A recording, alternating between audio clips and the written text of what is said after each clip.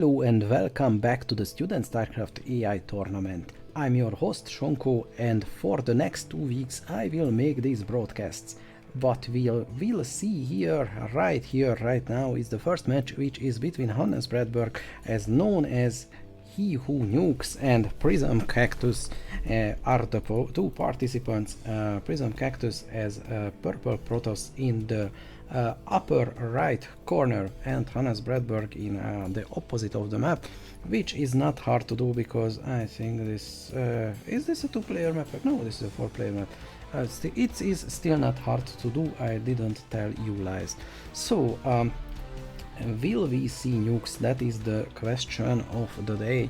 And with this theme of with this game, the theme of this cast is more to take a look at the bots in the bottom of the ladder, lower ranking boys who deserve love and attention as well. As I'm saying this, the first scouting probe is in the base, scouts the supply depot and starts to bzz it down. However, that will take a little bit longer, and in the meantime taking the natural by Prism Cactus and an assimilator. This bzzing of the supply depot is going on undisturbed, and that is very detrimental to the Terran efforts, but another one is on the way along with the refinery, and the Marines come out and that blast down the offending party. In the meantime, natural is taken for Hannes Bradberg as well, and the two players are pretty much toe to toe at this point, and 2 gateway and the cyber core. The army is 1 zealot and 2 dragoons versus 7 marines. Pretty balanced, I would say, but they are not really engaging at this point. Yeah, I think this is typical early stages of the game. No player can really have a sufficient advantage, and now the first skirmishes are beginning. 1 zealot dying, nice marine micro or marine behavior. I don't know if that was actually behavior, actually intended behavior. Sorry Hannes, no disrespect. And they as one army group, and one army group, and there is another one. Scout this base, this and that. No sir, there are no protoss here, and yeah, that's what they just did. I like these groupings, and the first medics arrives, and medics act as a force multiplier to bio armies, to marines and everything, but they don't actually act like that, just screw around in the map, while the marines go in a completely opposite way, but I guess there is some scouting. The problem is this base is relatively undefended, although we do have 4 barracks, 5 barracks. How many barracks do we have? 1, 2, 3, 4, and that was the 5th right here. So I would say the production is quite okay for Hannes Bradberg.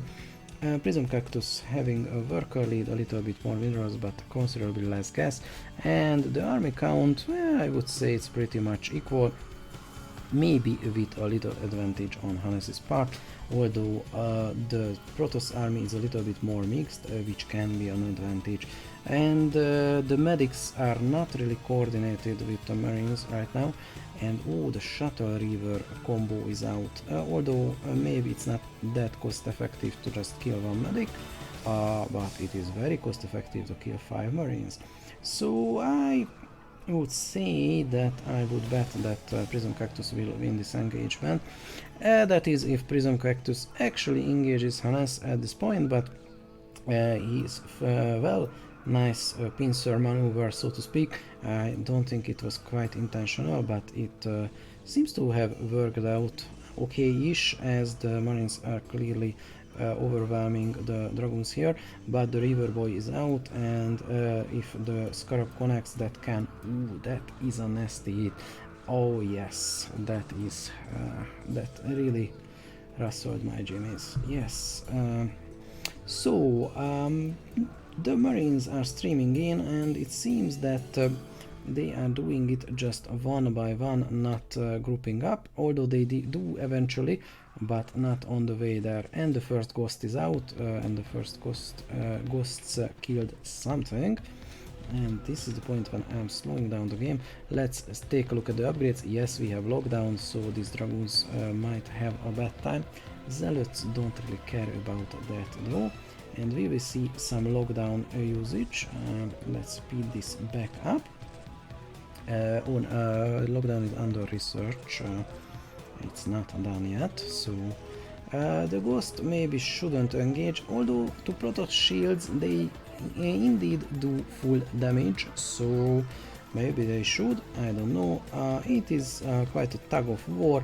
Third base taken and 2 more bases, actually 3 more bases taken for Prism Cactus. Oh, there is a lockdown, very nice, but not being invisible, the ghost dies unceremoniously quite fast. There was a scan going on, lockdown on the observer, that was awesome, and it is much more useful if you're actually invisible, so I like this place.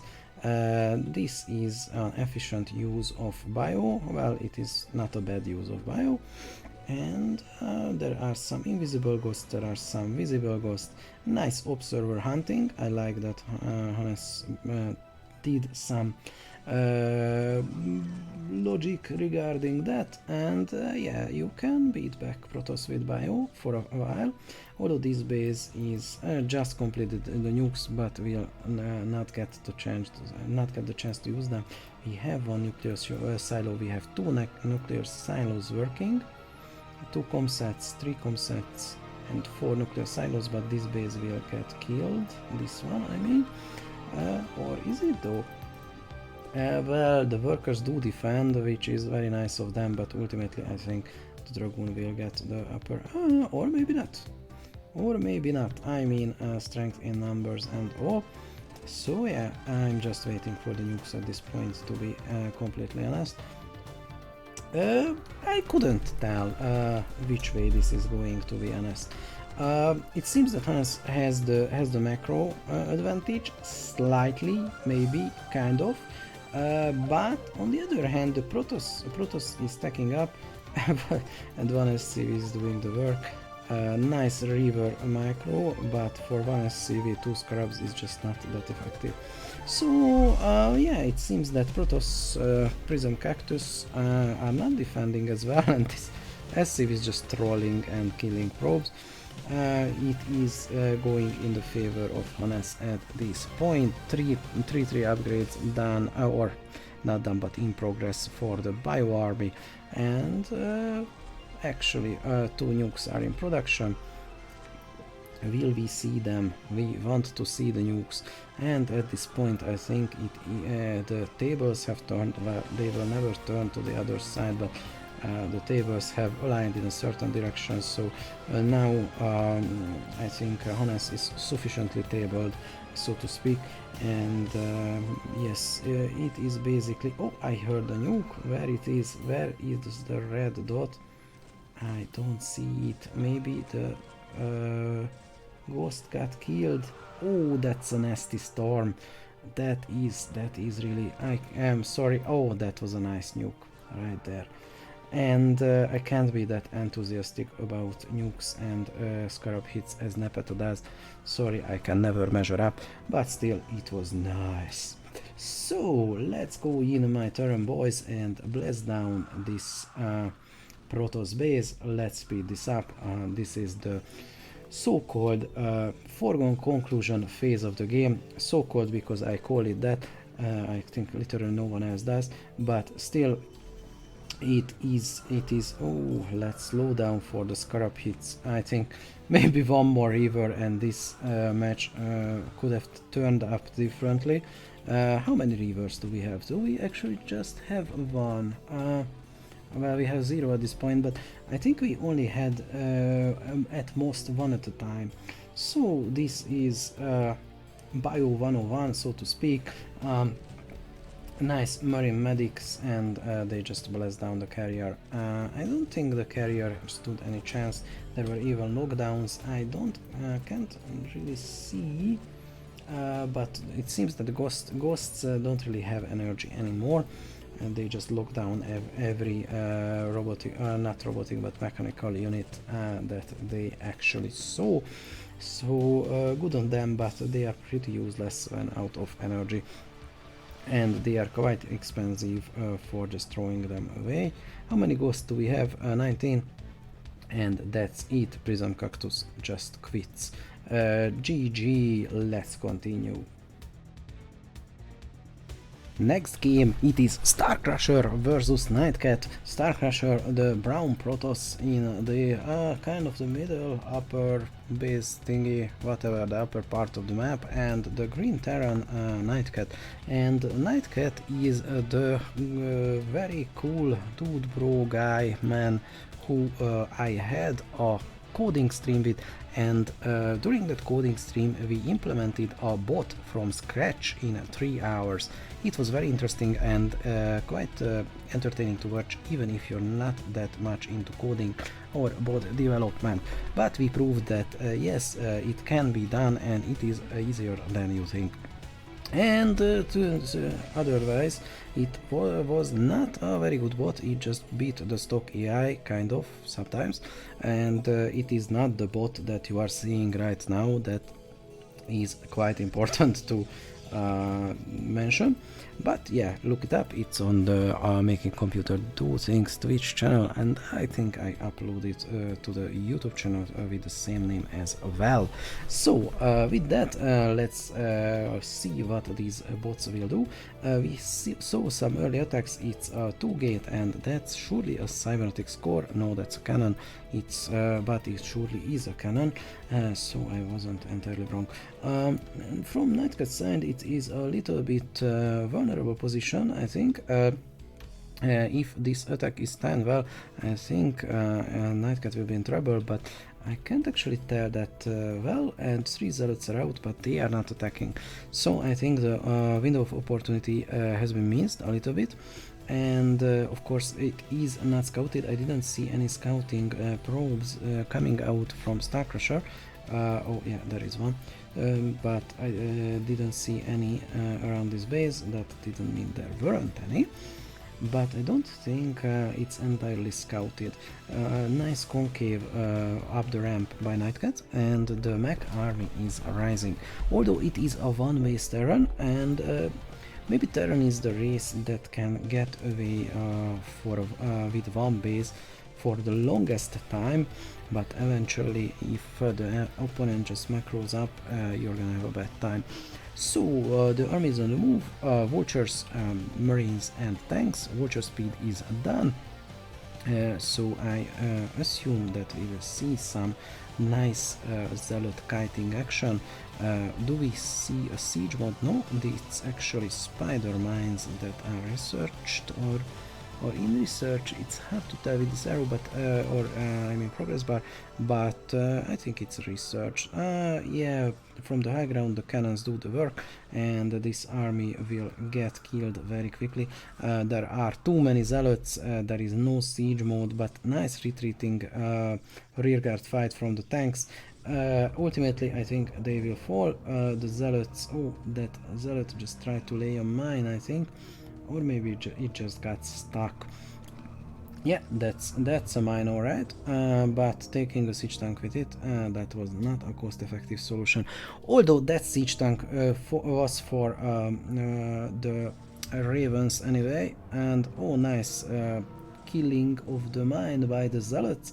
Again, I like this retreating tank micro, only stopping when it's firing time, and eventually maybe we will see some mining, but it seems that vultures only use the mines on the front line, which is not how you use mine generally. I mean, try to dig a hole and put a landmine in it while the enemy is firing at you. You will understand the well, cracks the vultures have to bear. Why is that such a hard word to say? maybe because it's a very silly analogy. So mines, when successfully being laid, they are blasted down by the cannons because they can actually detect them. So well, I think Nightcat should work on the mine laying logic a little bit. But otherwise there are a lot of elements I quite like in this bot. Although this is just make a lot of units, stream them in one by one, which is not always the best solution to your problems. It's almost always never not a good I mean almost always not a good solution. I went overboard with the negatives. Yeah, it seems one base one file army usage is not the most beneficial, so I could just say that who would win one conga line of Terran units or actually grouped up zealot bunch, but I'm above that meaning. So pretty much the same thing is going on, but the natural is taken by StarCraft, and I wonder if we see we do have a fleet beacon and 2 stargates in the meantime. I forgot to mention that, and we will see carriers surely soon enough. The first is in production. Resources are looking good for StarCraft, defense looks good for StarCraft, and there is no siege mode. I suspect that it might be some bugging out by Nightcat, because I can't imagine that you actually want to use without siege mode all along the game. That is just not done. It is maybe a next level strategy, but it is clearly not working right now, and just making relatively cheap cannons will prevent Nightcat from getting in, and the carrier count can steadily rise. We have 3 already. We have well, the resources are getting low in the main, not in the natural. So that means yeah, it's carrier time, and the mech army doesn't really have any anti-air, and Nightcat doesn't have any more income. So let me just speed this up, and yeah, that's the end. GG, and nice play by StarCraft. Up next, it's TSCMO random playing Terran, in this case, versus Dolphinbot. Dolphinbot is, according to the description, is a student fork of Unibot, which is a bot by Dr. Brian Weber, yeah, used at the University of New York, and his students, as their thesis or course or whatever, during the course of their learning, I don't want to give out incorrect information because he will beat me with the stick. During their learning, they can fork this bot and make their own version, and this is what we see right here, called Dolphinbot. I am curious how this student had fared in that endeavor, and what we see here is it how many pool is that? It's an overpool build, it seems. No, actually the spawning pool was first, I think. While I was debating the poolness of the build, the Zerglings have attacked, and I completely... Oh no, they didn't. I thought I missed them. It's a little bit hard to see this purple on the map sometimes. So, with that slide detour, 14 Zerglings are out versus 4 Marines, and things are not looking for good for TSCMO. Well, a rush is a rush, but TSCMO can always surprise the enemy. This is, it is kind of what TSCMO does. No micro to speak of from the Marines, and I'm a little bit worried that this will just end with a Zergling rush. The workers come off the line though, that is very nicely done. Worker defense is something you absolutely have to implement, because in bot play you gonna need it, especially against rushes. Although the Zergling behavior is well, interesting. I can't really decide what could be the logic behind their attack evaluation. They sometimes attack in for two overwhelming forces, and sometimes they don't, to just one or two marines. In any case, the marines drive them out. I think the opportunity for a successful rush has been passed, and let's see if Dolphin bot does anything else. It takes a base on the natural, so at least it's not just a make pull, make zerglings, and make a prayer type of bot. It is actually taking a new base. I don't know if it's just the natural, or we will see, or will we see another one, but I would bet that the SSCAIT is getting the upper hand on this. And you can see command center constructed inside of the base and then later floated out. This is something I like to see, as you can just build a command center in the protected position. I'm not sure it was quite needed in this occasion, but still it is nice logic to have. And the vultures, they don't have speed yet, but I think the SSCAIT's vultures will just out micro the zergling horde, and the zerglings are reluctant to engage, but I like this spreading out behavior. It seems intentional to me, although I can't quite tell if it is or not. And a little bit chasing going on. This vulture has kited itself into a corner, but it escapes and continues to harass the zerglings. And the Terran army is on the move.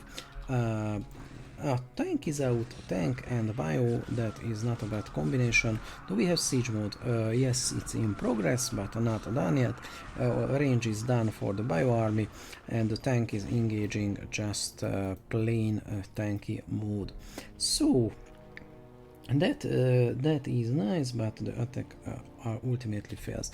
But with siege mode, I think the matchup will play out a little bit differently, because TSCAIT seems to have the upper hand, although the worker count is telling by itself. Nice sunken defense, I like that, although it seems like a knee-jerk reaction to pressure. I'm not saying that's wrong, but still it's not the best against tanks. Let's evaluate this bot according to its status or description. This is a bot written by a student and presumably not maintained since. I think it does well considering the goals of this project. And after all, this is the student StarCraft AI tournament, not the experienced developers owning the noobs and left at them tournament. Sorry, AI tournament. So I think that it is quite nice to see, and believe me, I implemented a bot myself, not a very good one either. It is tremendous work, and what you see here is probably months of research and work. If you start from the ground up, maybe not months, but yeah, believe me, there is work in it, and that's why we always thank the efforts of every bot author. With that wholesome detour, this game is basically concluded. Tanks siege up outside sunken range, and I just described the whole game. Whole game's conclusion. Nicely done, both SSCAIT and Dolphin bot, and let's jump into the next match. This time McRae Zerg will challenge Matej Istenik, the Terran bot. Again, this is kind of a top versus a bottom situation, as McRae is a very competitive bot and won some tournaments. That being said, I made a mistake in my last cast. I said that Seda won SSCAIT, and that is not correct. Seda won AID in the past, which is AIIDE, a very prestigious conference and still a great achievement, but it was not SSCAIT. So forgive me for that mistake. I have sinned. So what is McRae doing? Zerglings. It is doing Zerglings. I missed that it was the when the pool was made. Sorry. even the pool was made, but it's just a Zergling ramp guard unit. At the moment, Matejstenik is happily just building away. First factory is on the way with Academy, and we have two barracks, so I suspect this will be a bio later supported with some tanks. The Marines are not doing anything. I hope they will reconsider that stance as the game goes on, as it is quite detrimental to their health in the long run, just standing around and doing whatever they are doing right now. Some fire bats, this is quite new, although against Zerg they see some use, and even though they are generally regarded not the best units, maybe second in uselessness after scouts, but still they have some very niche uses, and versus Zerglings they perform actually decently. So I don't know, it seems to me that this is a fixed build order and not dependent on the enemy composition. But I could be wrong on that. So the Zerg base is scouted and the first lurker is out, and I don't think we have detection. Vulture is not microing, or we didn't see that. We do have detection, but it's comset station, and I wanted to say that that's it, but then I spotted the missile turret. So I think detection wise we are okay, and the bio army is moving out, mining up the Terran base. Which might or might not be a good idea. Certainly helps against run-bys, and it is something that not many bots expect. But the lurker count is very high, and even if the lurkers are detected, they are quite devastating versus bio armies. So quite devastating if they decide to actually engage, that is. But this dancing around this corner, that was nice. Oops, let me slow this down. Actually, I'm just missed the engagement, so let's review that. And trying to take the natural base, and that's the point when the Zerg army decides it's go time. Yes, the aforementioned devastating of the spiky boys have commenced, and basically the bio army just melts, but eventually the tanks and the remainder of the bio army have some tactical victory, although on the strategic levels more spiky boys just survive, and yeah, this natural base is basically lost, although this vulture just happily goes around the spikes and survives for the most part. Oh, that is just painful to see if you're bio Terran. Oh, and there weren't even detection. Eventually, at great losses, the Terran army is beating back the lurkers. I saw some tanks sieging up.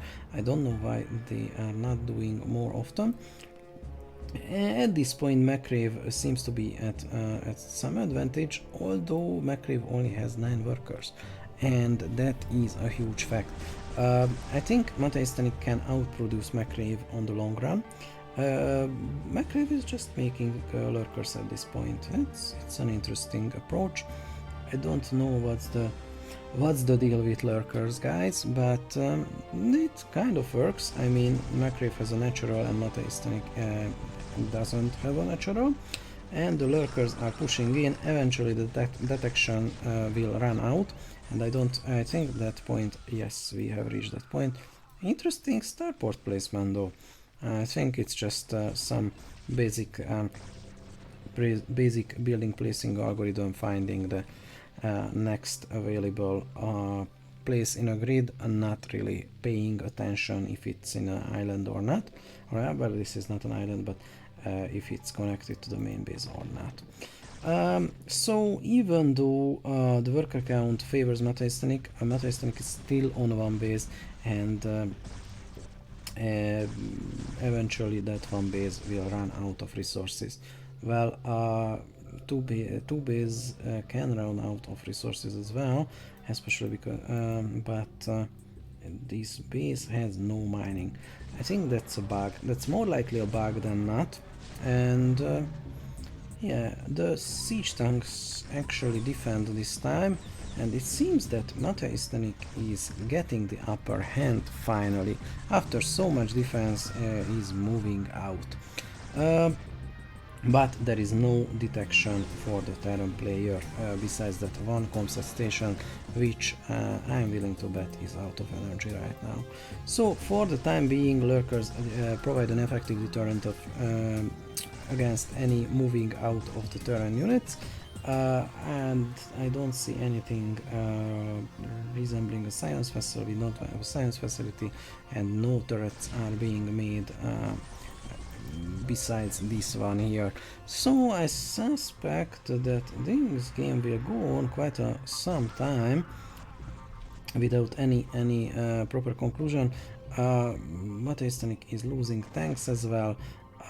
This vulture tries to kite, but or tries to do something on the map. I don't know if that's actual kite logic.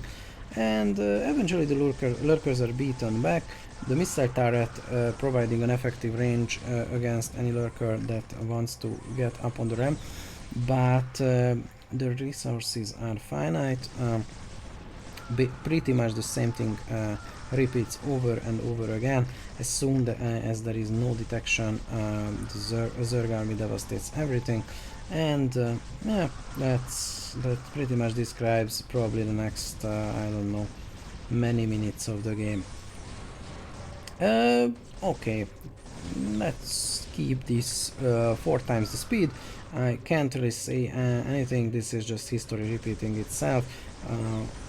And it's amazing how many times, but now maybe a turning point has reached, since the natural is being long distance mined, a main is out, and you can't really mine effectively if the lurkers are spiking you in the face.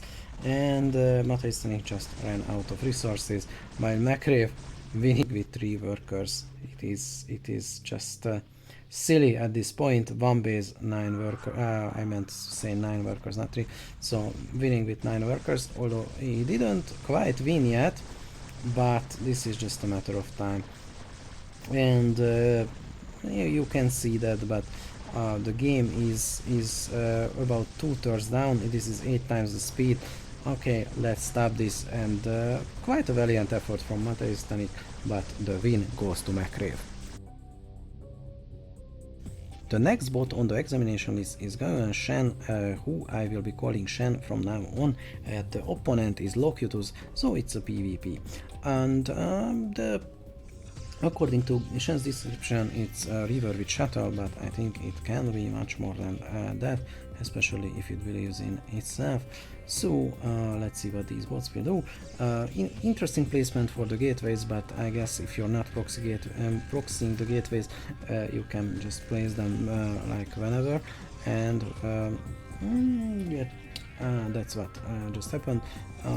And nice wall by Locus and taking the natural.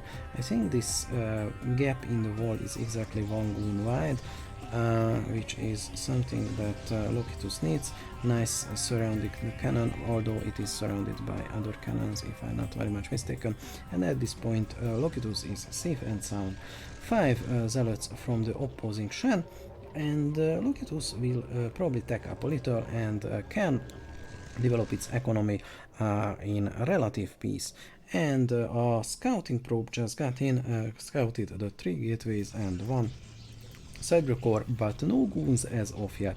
Goon range is being researched for Shen and not for Locus, which is a little bit strange for me, because Locus seem to have resources. Locus definitely uses goons, so I don't know what's going on. And it's basically a no-brainer. Oh, it is in progress now, but it is basically a no-brainer research option, and if you're a Protoss, you will have it at some point probably. But let's take a look at the army composition a little bit more for Shen. I think with the cannons, Locus is still okay.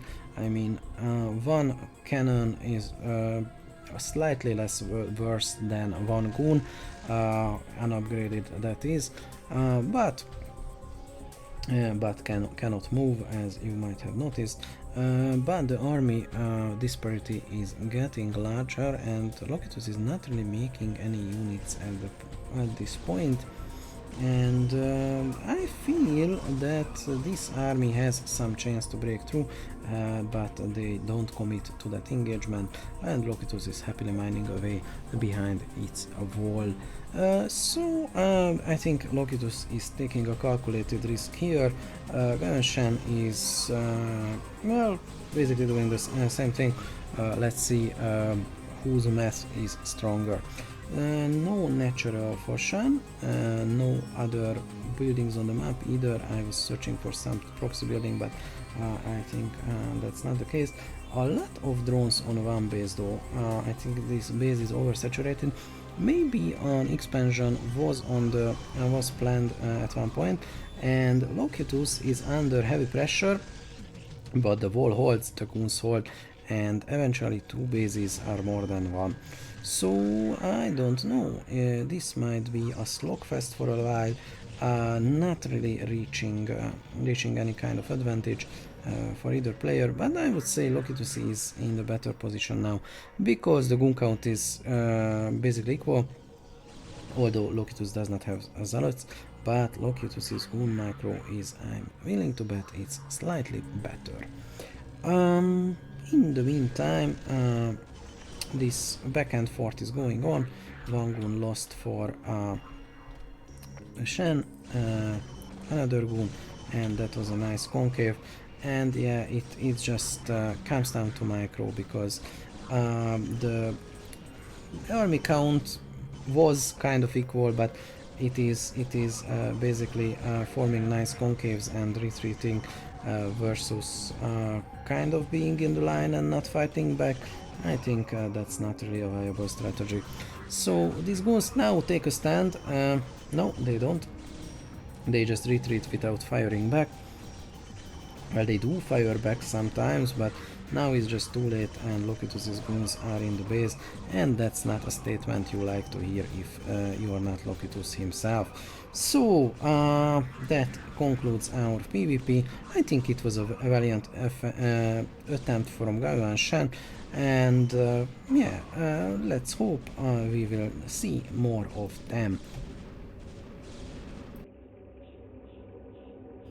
The next on the list is a Jungbot, and the opponent is Microwave. Microwave is a quite competent Zerg with a nice Mutalisk micro, and the Jungbot is, according to the description, is a scrappy Terran bot. And let's see how this scrappiness manifests in this play.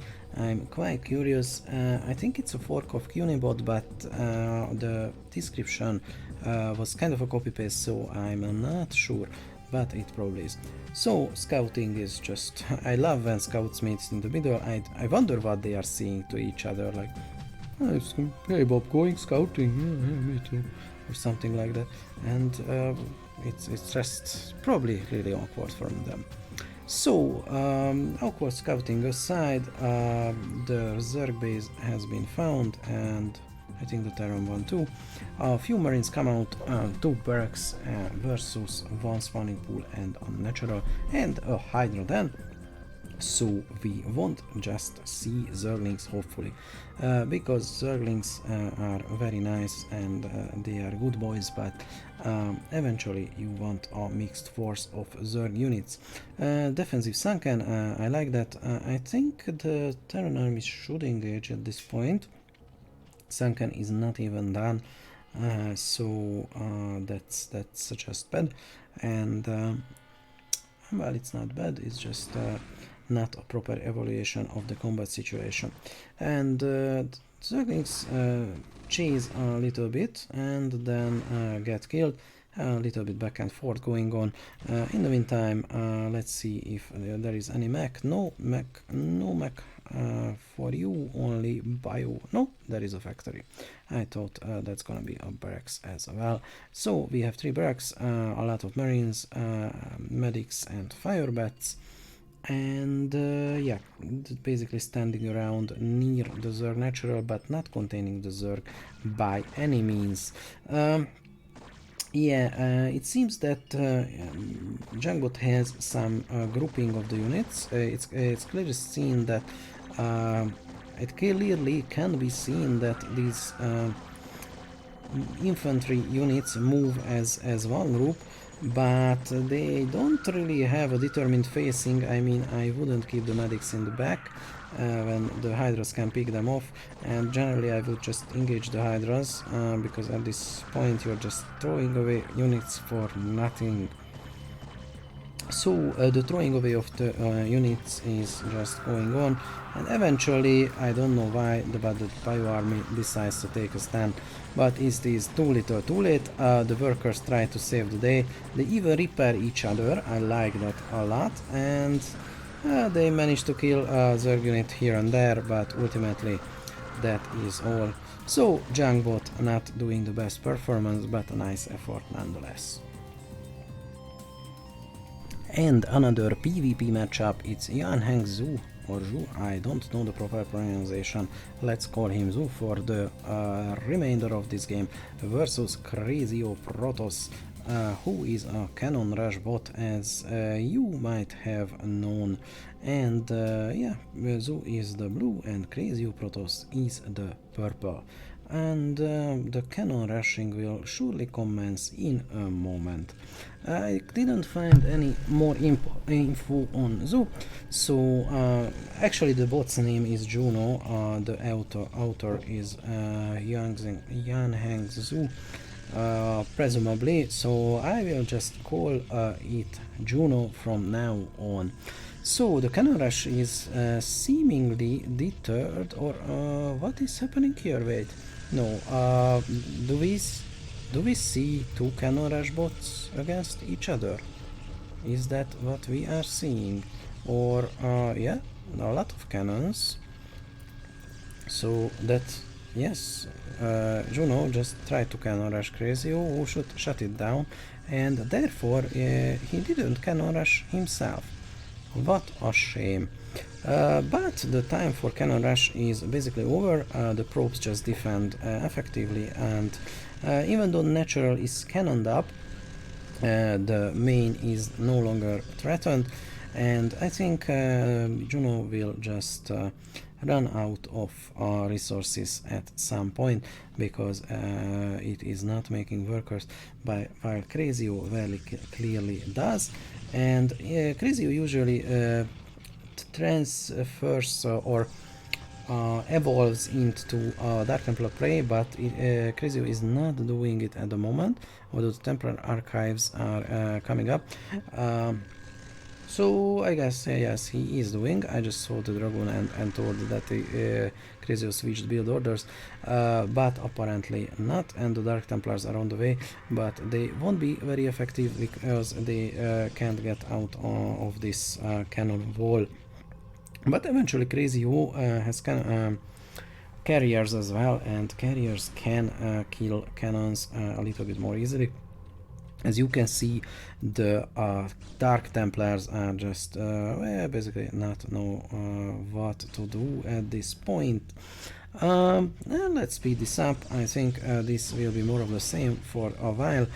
Dark Templars being made, cannons not being made for Juno, and yeah, there comes the carriers. Oh Lord, they are coming.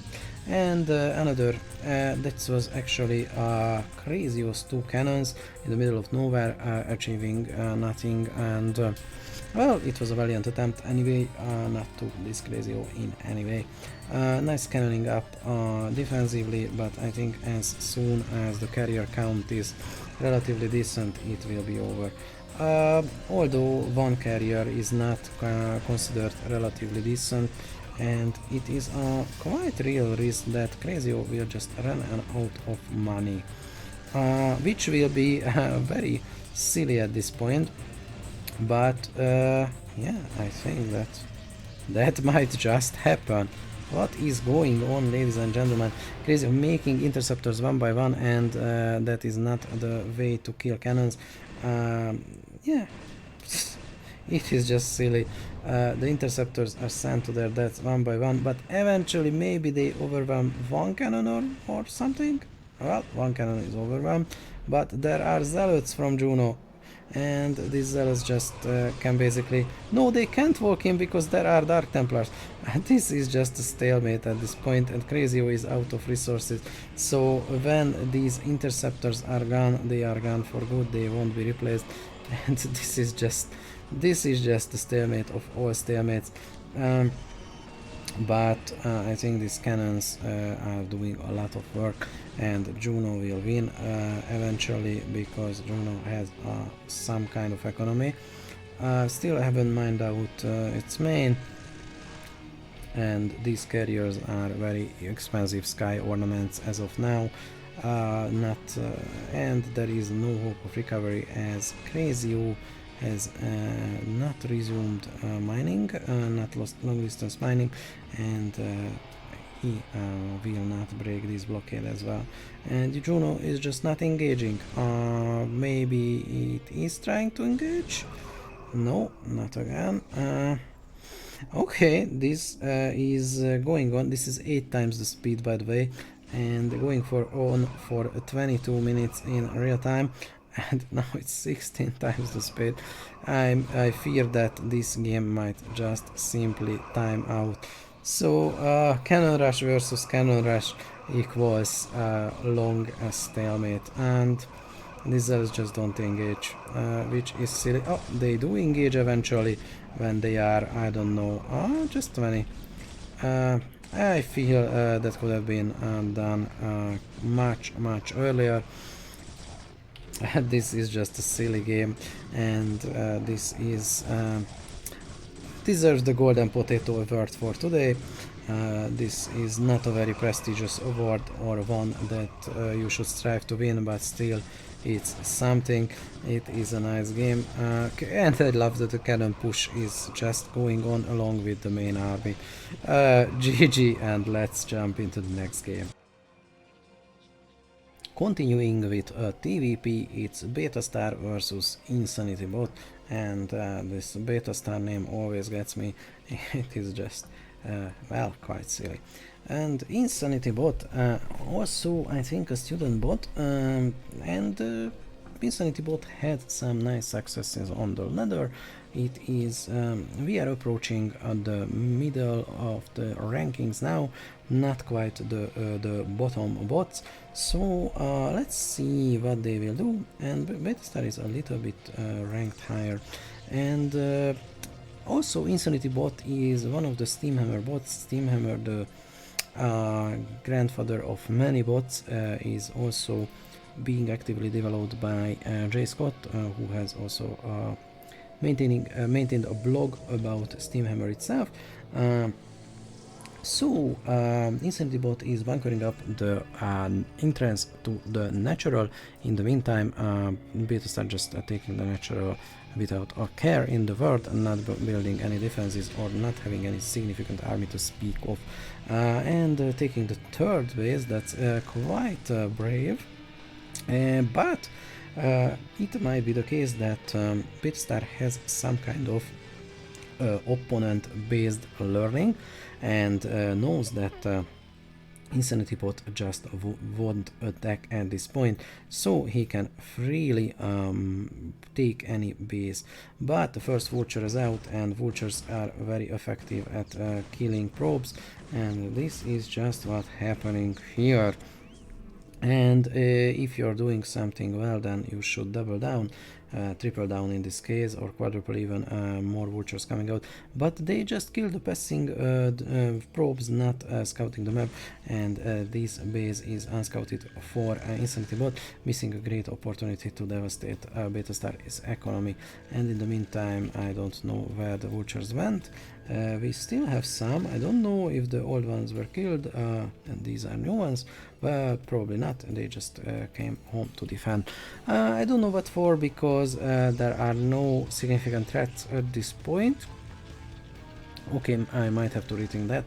There were no significant threats a little bit earlier, but the goon count is a little bit concerning. And maybe Insanity Bot was right to pull back and defend. Third base also for Insanity Bot. I don't think Insanity Bot is making workers at this point. Yeah, it seems the worker count is a little bit low, and it indeed is. No SCVs in progress, even though Instantly Bot can spare the resources, I feel. Maybe saving up for something. A second factory, or is it a third? It's a third actually. Third factory is coming up. So probably transitioning into a mech play. I don't actually know. Siege mode, researched. I don't see an armory, so it's not an anti-air thing. Yeah, another machine shop. Actually, we have 4 factories now. 4 factories on 3 bases. This is looking nice, but both players just gathering up an army. I don't know if this army is trying to move out and stuck, or if this is just a convenient rally point for them. I would say it's a 50-50 chance, but probably just a rally point. But I honestly can't tell. It is a threatening Protoss dead ball in any case. And there is no comparative threatening Terran death ball. Actually, the Terran army is quite puny, and Insanity Bot is just banking all the resources like crazy. This has been a quite peaceful arrangement so far. Insanity Bot was maybe supply blocked, and that could be the case because it just built some depots. Yeah, supply block is probably the answer. Another factory, I don't know what for, maybe that's overkill, and an armory. So I think some anti-air capability was deemed necessary. And we have the engagement. Let's just rewind a little bit.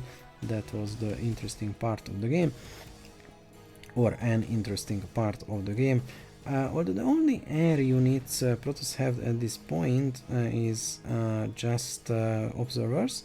I didn't even see a shuttle anywhere. Do we have a shuttle? No, just observers.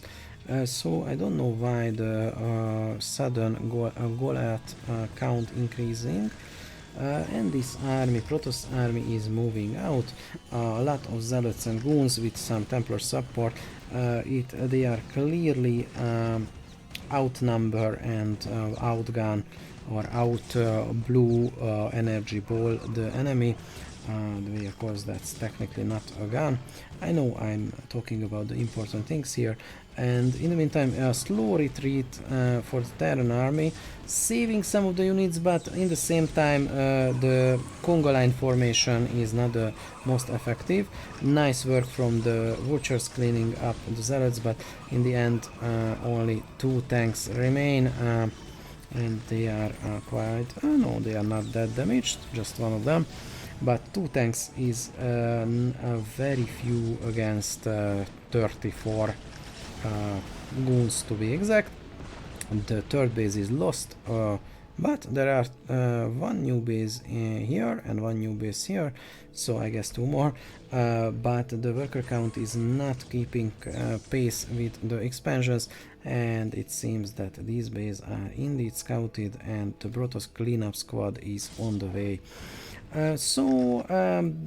Insanity Bot will be confined to 2 bases very soon, and it is not building as much army. Well, it is, but it is Goliaths, which I don't know what they are for. Maybe Insanity Bot works with a fixed army composition regardless of the opponent. That would explain this, otherwise it's not a good choice. So yeah, this base is scouted and blasted down. This base is probably yeah, scouted as well. The blasted down part just have to wait a few moments. Insanity Bot yet again has some army, but it's quite puny.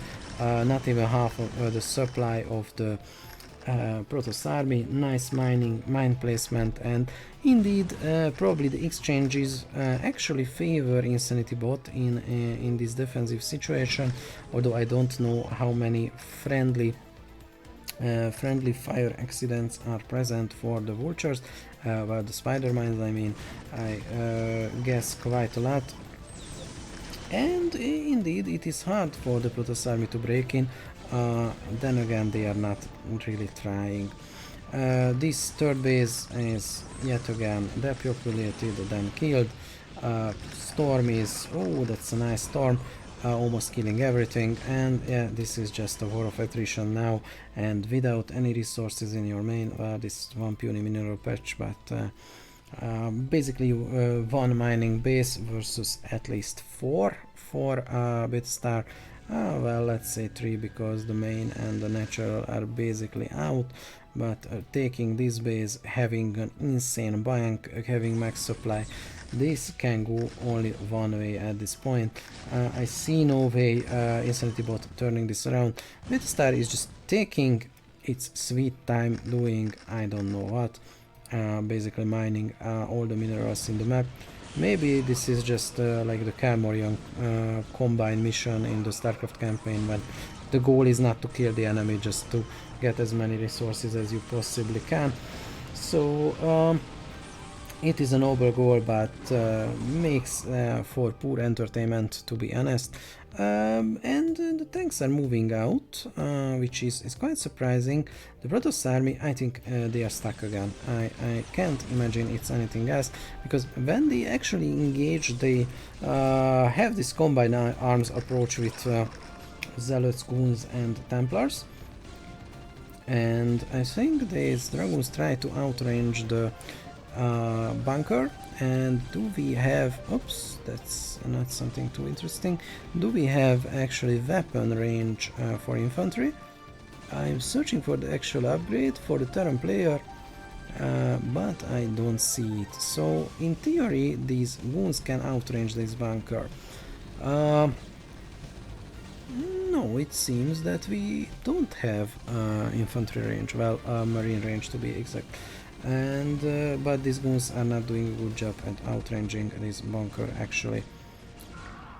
But eventually, like I said, the war of attrition is going on, and it goes the way of the Protoss, as well, basically Protoss has money while Terran does not. So let me speed this up. I don't know what this army is doing. They are finally engaging. I think they were stuck on this bridge for so long. They are not good with corners. I mean, they tend to get stuck around corners. But yeah, and Insanity Bot just GG's out. Thank you for watching this week's broadcast. If you're interested in Brood War AI in a little bit more detail, then check out my site makingcomputerdotings.com. I do a lot of things related to AI.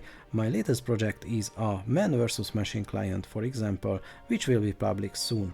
It is called StarCraft Human and AI League, or SNAIL for short, and I expect great things from it. Thank you and goodbye.